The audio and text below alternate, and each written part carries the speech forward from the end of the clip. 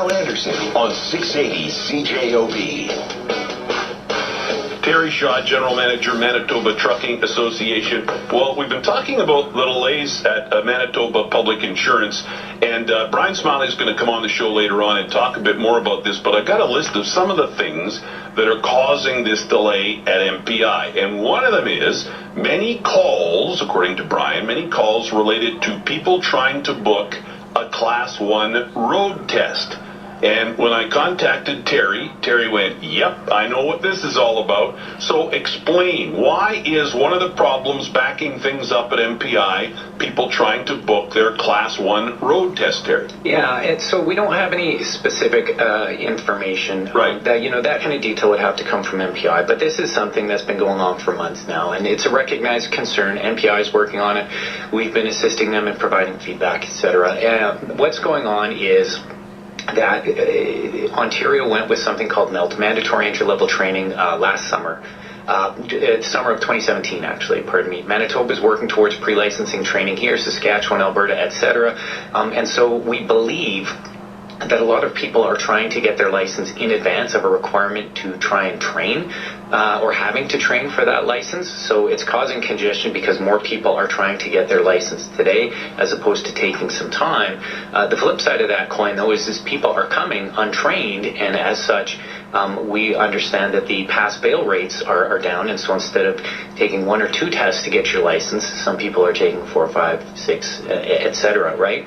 Which is, causing congestion issues. So, those are the biggest items we believe that are kind of creating those bottlenecks in the system right now. And so when would we see this extra level of training before the test then in the province of Manitoba? Well, so it's available today, and we encourage everybody to take it, right? So the province of Manitoba actually has funding available for a pre-employment training program. It's 6 weeks of training, fully funded by the province.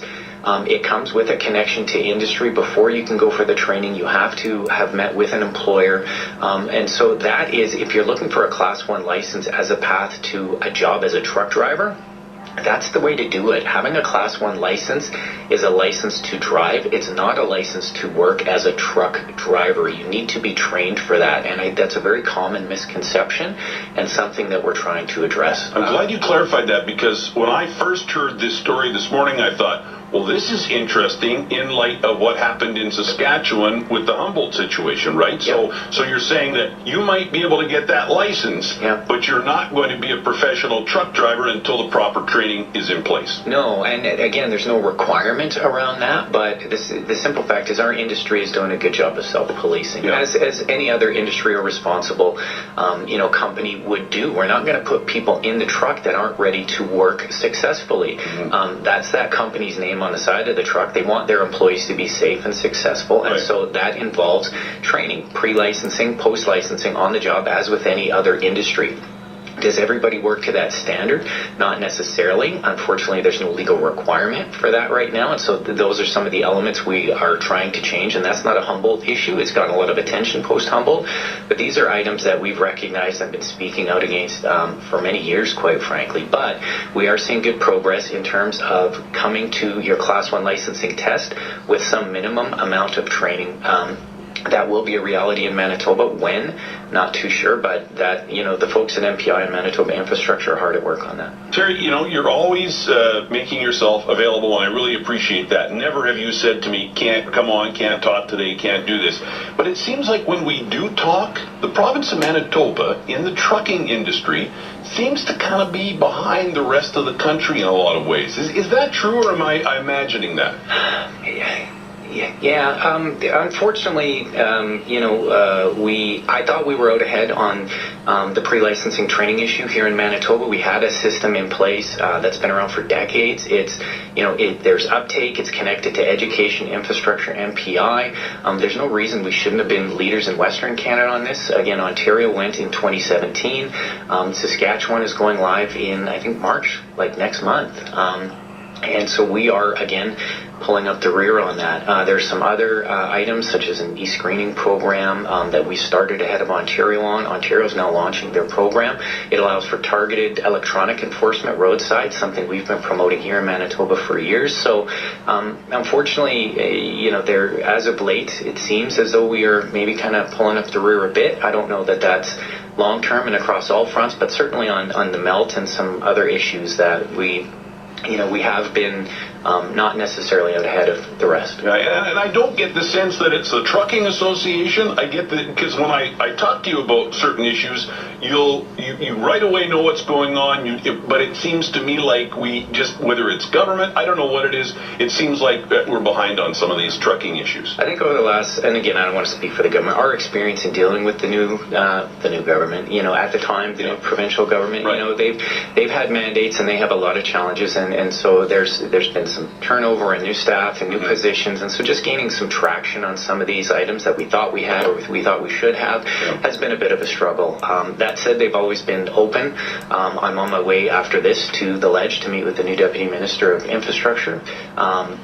Let him know who we are, what we're looking for, and why we're looking for it, and just see what we can't get done. Mm-hmm. Back to the Class 1 issue just for a second. You don't have numbers. I doubt Brian Smiley would have numbers on this, but anecdotally we're hearing from some people that people in other provinces are trying to do the Class 1 test here in Manitoba because of that. It's easier to get the license, right? Are you hearing that too? Yeah, we're hearing that. Again, how much? That's tough to nail down, and that's part of the congestion issues. As MPI, as I understand, has been making some adjustments to how you book your test and other elements in an effort to keep these people out of the system, right? Unless you are a Manitoba resident, you can't get a Manitoba driver's license. So pretending to be a Manitoba resident to get a driver's license is ultimately not going to work, because you will get found out. And if you go to your employer in Saskatchewan with a Manitoba driver's license and a Saskatchewan address, they're not going to be able to legally employ you, right? Like, that's an invalid license. Or it will very quickly become one once that gets discovered, right? Yeah. So these people that are attempting to do this, again, it's very wrong-headed. It's not a long-term solution, and if they think they're going to get the Manitoba license and transfer it to Saskatchewan, Alberta, etc., that's not happening either, because safeguards are being put up to. What we want is to ensure people take that pre-licensing training. And so you won't be able to jurisdiction jump and go to a jurisdiction that doesn't have it in place, such as Manitoba right now, and then go back to your home jurisdiction and transfer a license there. You're going to have to take that pre-licensing training regardless of where you live. So just stay where you are, get your license there, but before you do so, get trained. Yeah. Well, one more quick question. Back to the Humboldt, which was, of course, horrible. It was a tragedy. Obviously, all around it was horrible. What's the fallout been here in Manitoba with trucking companies and truckers after that? What's the sense that there are some things that need to be addressed here and right across the country? Oh, absolutely. And again, so respectfully to our government partners, like, Humboldt didn't change anything for us at the MTA. Right. The work we're doing in terms of road safety and road safety policy and road safety advocacy, seeking training support, seeking greater on-road enforcement, seeking, application criteria for trucking companies in Manitoba. Like, in order to set up a trucking company in Manitoba, it's a one-page application form. Like, it's harder to start a coffee shop in Manitoba than it is a trucking company, and that needs to change. And these are not elements that kind of hit our radar post-Humboldt. These are items that we've been... You've been on this for years. Decades, some of these things, right? So, Humboldt was tragic, and if there is some positive that's going to come out of this, it's getting some of these issues on the public radar, the political radar, and seeing some change, which in Manitoba, one step, and it can't be the only one, but one step right now is that pre-licensing training requirement. So, yeah. Terry, nice to see you. Yeah, you too. Enjoy Valentine's Day.